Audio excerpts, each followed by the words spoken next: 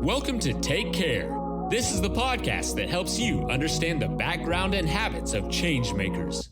Host Nik Sharma and his guests give you the wisdom to help you learn a little more and get a bit better every episode.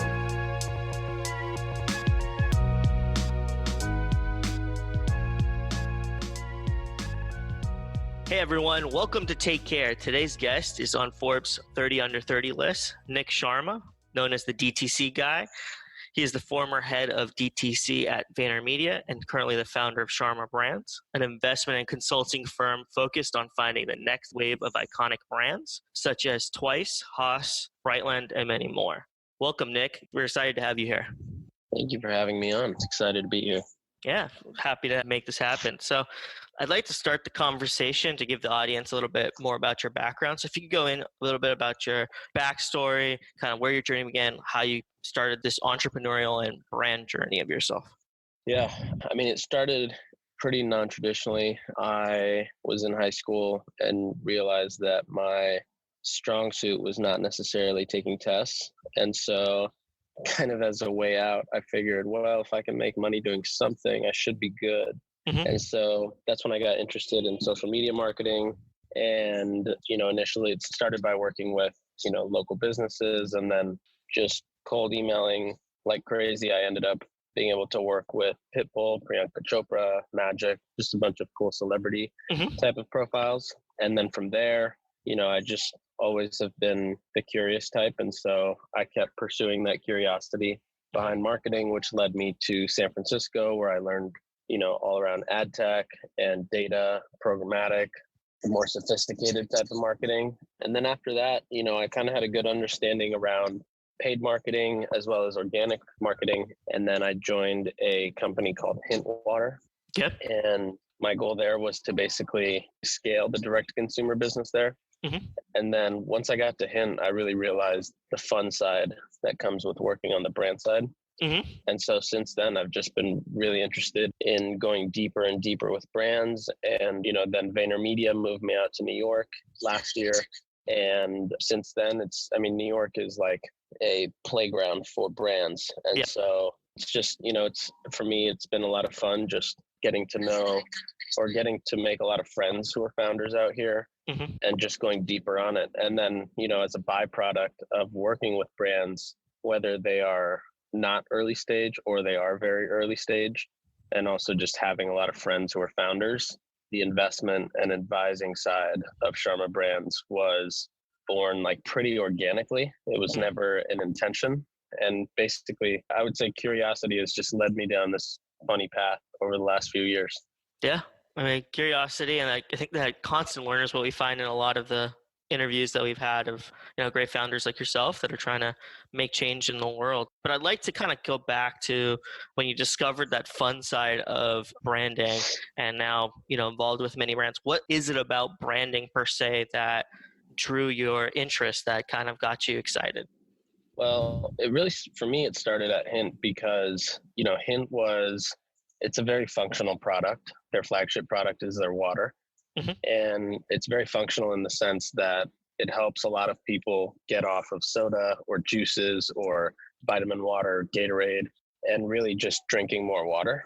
Mm-hmm. And to me, the coolest part about what I was doing over there was that I was able to help people get off of, these bad habits and onto drinking water and become healthier. But then we were able to see the impact of it so quickly, whether it was through comments or customer service emails. And then to me, the coolest part is the fact that we could do this at scale, mm-hmm. behind a computer and we could help thousands of people a day, mm-hmm. make the switch from soda to water, which was awesome. And so that's where I really got obsessed with it, was really being able to help people at scale. And then, even all the brands that I've worked with since I worked at Hint, most of them are very functional. I don't necessarily like to work on brands that don't have a functional purpose. A, because they're usually just commodities, which aren't as fun. But B, I think it just goes back to being able to help people at scale, which I think is fascinating. And then the branding side of things is fun to me because that's where, you take something that, like, for example, your mom has always probably told you not to drink soda and to drink water. but then you infuse branding and you make it relevant to so many different people who have different mindset and psychographic backgrounds and all that stuff. And it makes it really fun because you kind of get this sandbox to play in to almost treat each customer differently, but somewhat in the same way. Yep. And that's really why I find branding to be a lot of fun. Thank you for going into that. So I think a lot of what you said is kind of also what Gary also talks about, Gary Vee, who you worked for at VaynerMedia. So, he's become a big star in regards to social media, mindset. So what did you learn from that experience of working there for, I think you said about a year now, so until you left recently?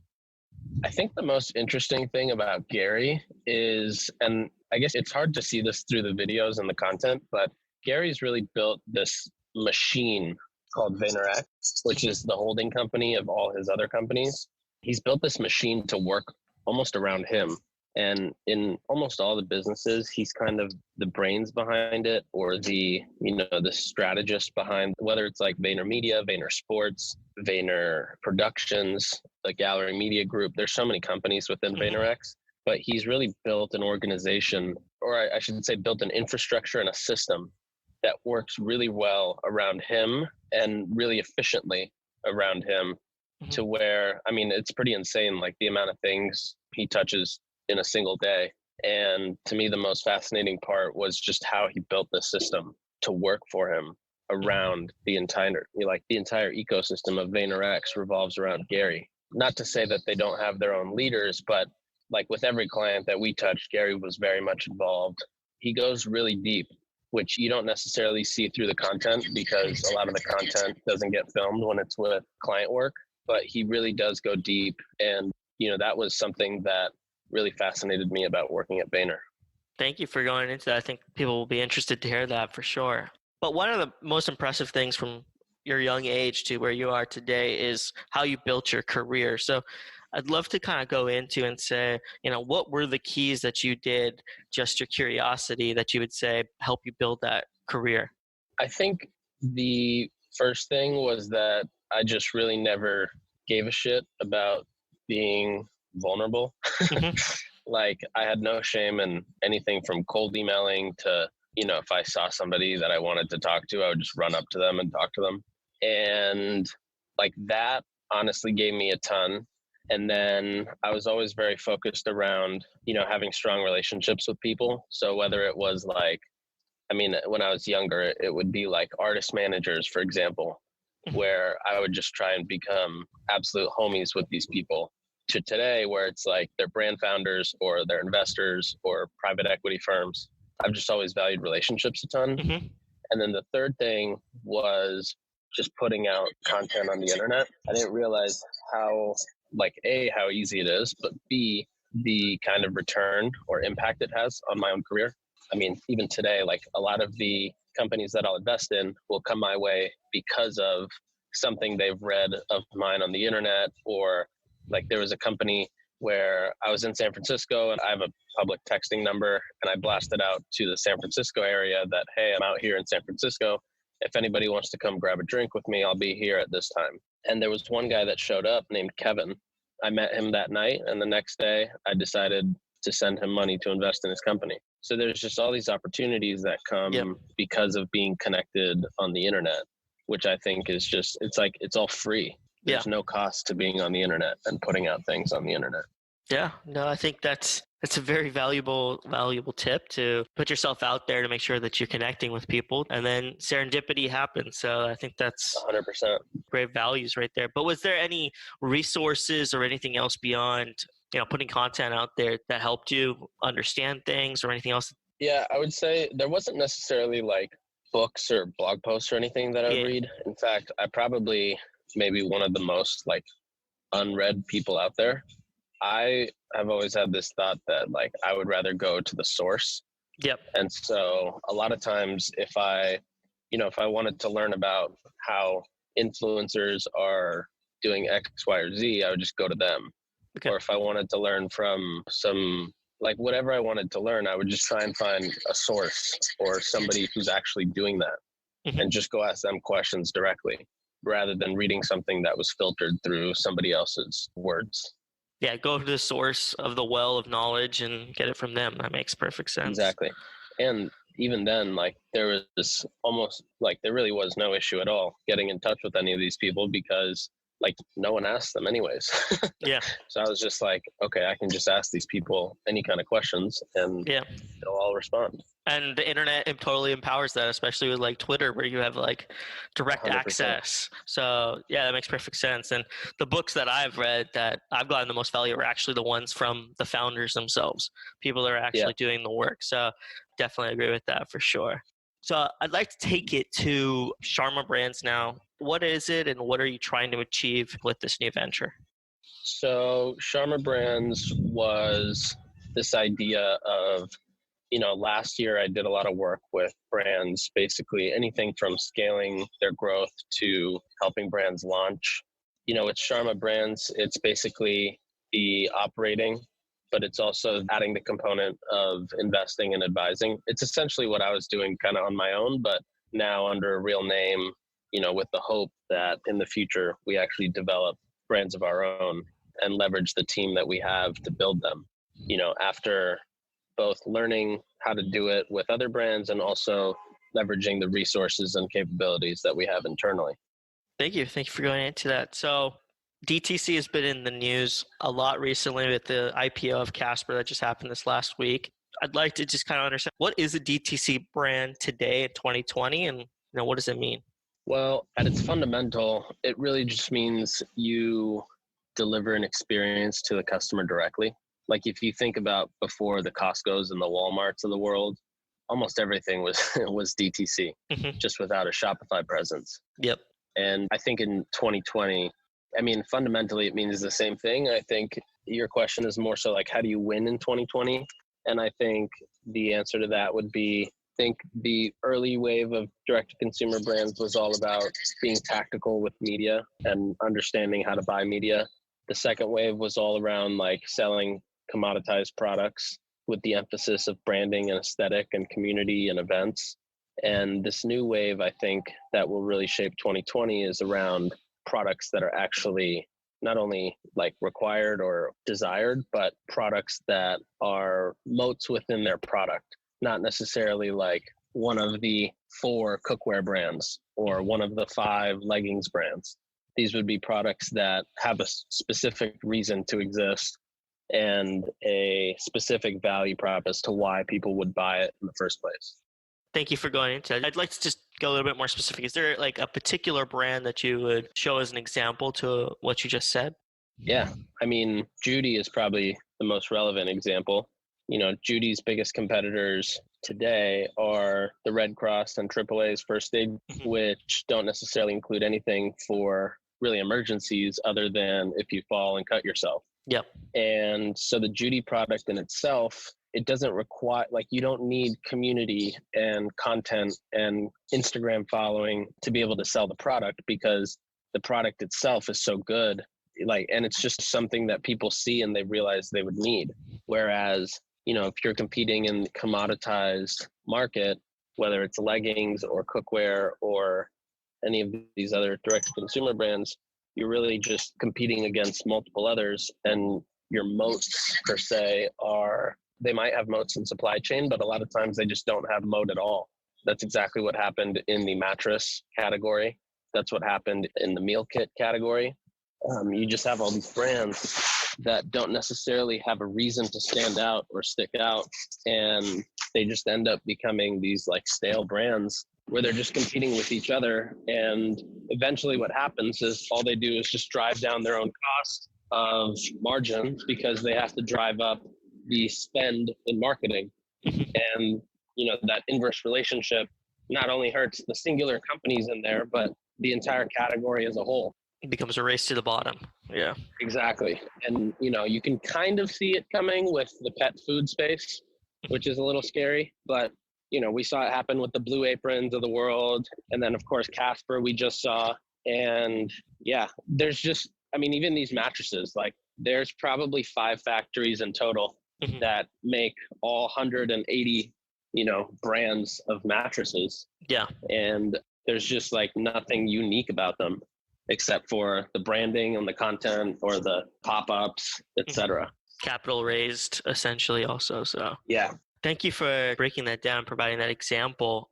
So if you are looking for an investment, a lot of these have, like you said, came from serendipity, but are there particular criteria beyond just it being a functional product that you're looking for in a potential investment? Yeah, it's an interesting question. So I think a lot of investors rely on their own, backgrounds or histories to give them pattern recognition. And my pattern recognition comes from distribution or marketing. And so when I think of brands that I want to invest in, my first thought is, okay, if all else were to fail, is this a company that A, I could jump in and potentially save from a marketing perspective, or B, even before that, what is this brand doing that's so unique that they almost have a moat within distribution? And so my favorite example of that is this company called Brightland, which is a olive oil company. And, when I met with their founder, she told me that they're a direct-to-consumer brand, but they're not afraid of retail. And in fact, with retail, they're actually planning to start with, the most elite retail companies like the Nordstroms of the world. Yeah. And eventually they're going to work their way down to the Target. And when I heard that, I was just like, okay, well, she gets it, both from a retail, from a food service, and from a direct-to-consumer standpoint, like e-commerce. She's absolutely killed it. But a lot of the times when I look at investments, I basically filter it down to A, does it have value props that make it attractive? B, what's the competitive landscape? And C, is there a moat within distribution or the product itself that can't be, necessarily disrupted by a competitor? Yeah, it's almost like that. She took that Tesla approach, right? Where you sell the high-end car and then over time, you get it down to the average end consumer. So Thank you for breaking that down. So taking that to the next step, where do you see the categories of brands that in the next 10 years, like where do you think commerce and branding goes from this point? I think it's going to be this nice fusion of online and offline. We're already kind of seeing experiential makes a huge difference. I mean, there's a brand that I invested in where they can sample product and make the same amount of money in a day sampling product and selling bottles as they do online. So online and offline fusion really excites me. I also think we're just going to see this awesome genesis of branded content where we're going to start to get a lot of our, whether it's like informational content or just even like what Dirty Lemon is doing with creating shows, we're just going to start to see a lot of cooler branded content come to life. And I'd say those two are the main two that I'm excited for. I also just think, because so many things have been tried and or done, I think it's going to be really interesting to see the new type of brands that come out, brands like Hilma that just launched recently, and really see what they're trying to tackle and how they tackle it too. And then from a advertising perspective, I'm very excited to see, what happens to right now. The standard is Facebook ads and Instagram ads. So I'm excited to see where that evolves, whether it's to other platforms, whether it's to completely other, mediums, like going offline, and just kind of how these dollars start to play out over the next 3 to 5 years. Yeah, definitely a lot of mediums, podcasting. I know Spotify is making a lot of investments into that category to try to make that a little bit more programmatic, and all these streaming services, that's coming down the line as well. So definitely some exciting trends to come about. So I'd just like to get into the final questions. So this podcast, we like to also break down the routines, habits, rituals. So do you have a morning routine? Is there any particular rituals that you take into the work you do? If you could just expand onto that. Let's see, routine-wise, I would say there's not a ton. It really depends on a day-to-day basis. Usually I'll get up around 6 or 6:30 in the morning. I try and hit a 7 o'clock or 8 o'clock workout class because I find that working out in the morning that feels like the hardest thing in the day, and everything else that day is easier than what I've already done. So I love doing that. And then usually I'll also make those workout classes like a meeting or something of that sort. It's like for today, for example, I'm going to go Rumble, which is a boxing class, with Austin Reef, who's the founder of Morning Brew. And for me, that's super convenient because I don't have to commute anywhere else to go meet Austin. And we get to have a good time together. Yeah. So I usually work out, and then it's day to day. It's very different. Mondays and Thursdays are days that I'm usually out and about meeting with clients, and usually in brand offices. Mm-hmm. And then Tuesday, Wednesday, I'm usually at home just cranking away. Mm-hmm. And then Friday is usually up in the air. But I would say Friday, I try and spend a good amount of hours just, whether it's meeting with people who are just seeking advice, or they, like I'll go meet with brands if, they just want to chat about growth and shoot the shit. But Fridays are usually my days for that. And then, the weekend it all depends. Today I'm working out and then meeting with Austin, and then probably just hanging out. And then tomorrow I'm speaking at a brunch work event, and then probably just going to prepare for the week. Thanks for breaking down your week and kind of how you go about your routines. Final couple questions. What does personal care mean to you? Personal care. It's an interesting question because I started to take it a lot more seriously this year. Mm-hmm. For me, it's a few things. It's making sure I'm sweating every day, mm-hmm. whether that's by not Ubering and walking everywhere in New York, or that's getting an actual workout in where I'm just very focused for, 45 minutes to an hour of just working as hard as I possibly can physically. And then the other main thing for me is sleep. So a lot of people don't necessarily put enough hours into sleep. So I got an 8 sleep bed thanks to 8 Sleep. And I've been really tracking my sleep a lot more closely this year. And then I would say the last piece of it is just being really conscious of what I'm putting on my body and in my body. So whether it's the skincare brands that I'm using on my skin, or whether it's the foods and the beverages that I'm consuming, just being hyper conscious of what's going in and what the function of each one is, and making sure that it's achieving that function. That's great. So have you noticed a difference since you started making this change in your life? Huge difference. I mean, just from sleep alone, I've noticed that my stress levels are down. My mood is it's much better. I feel like I can take on a lot more during the day when I have more sleep. With exercising on a daily basis, it just gets my brain pumping in a way that, I'll come up with new ideas or whatever. Like my brain just works better when I exercise. And then, the third one has been great too. My skin is clearer. And, just like my physical says it's working. That's great. Yeah. That's great. Is there any common myth or some fact that, become culture that you like to debunk that just bothers you? Probably the most obvious one for me is that, you have to go to school to make anything of yourself, which I don't necessarily think is true. Although I don't advise people not to go to school either. I think it's a decision that everybody has to make on their own. But I think that's one big one. The other big one would be that you don't need 8 hours of sleep a night. You definitely need 8 hours of sleep a night. Yeah, agreed. So thank you so much for being on the podcast. If anybody wanted to connect with you, how can they connect with you online? 2 places are usually the easiest. One is Twitter, where I'm at Mr. Sharma. And then the second one is you can just text me. My phone number is 917-905-2340. And I try to respond to everybody that I can. Sometimes it could be a couple days late, but I do my best to get back to everybody. All right. Thank you so much, Nik, for being on the podcast. Really appreciate it. Thank you for having me.